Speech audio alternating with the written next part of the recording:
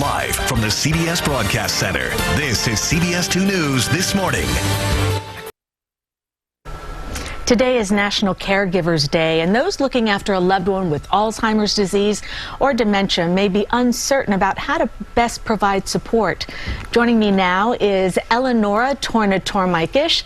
She is the CEO of CaringKind, New York City's leading expert on Alzheimer's and dementia caregiving. Welcome. Thank you so much for having me. Now, according to Alzheimer's Association data, the Bronx has the highest rate in the state. Do we know why? We do. We know that there's a higher prevalence in the African American community and the Latino community, and we know that there are some risk factors that have contributed to that. And I know that our organization particularly works in the Bronx on trying to minimize and lower some of those risk factors.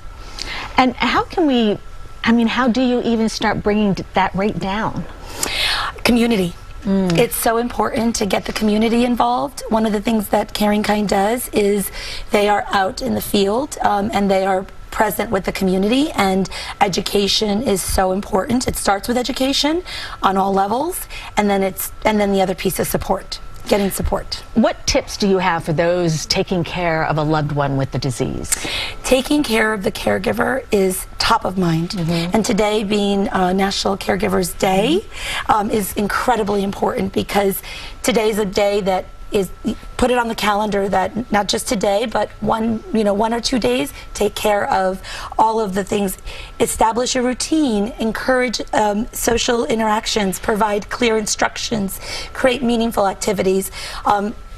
Keep it simple. Yeah. All right, caregiving is extremely hard work. What advice do you have for someone, to avoid burnout? I can imagine a lot of people.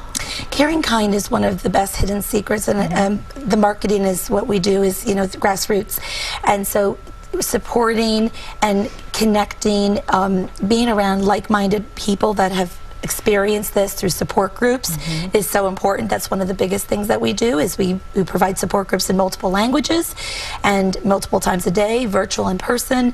And so that, making that connection so that you're not alone is so critical and top of mind. I think that's so important, because I think when you're taking care of a loved one for this, that's not something you run around and talk about. You don't. So, but when you bump into folks, you hear that everyone is experiencing this. Exactly. A lot of celebrities are active with CaringKind. How can everyday New Yorkers, find out more about you and the resources? So we are again in the community, attending all of the meetings, participating in all of the health programs throughout the state and the city.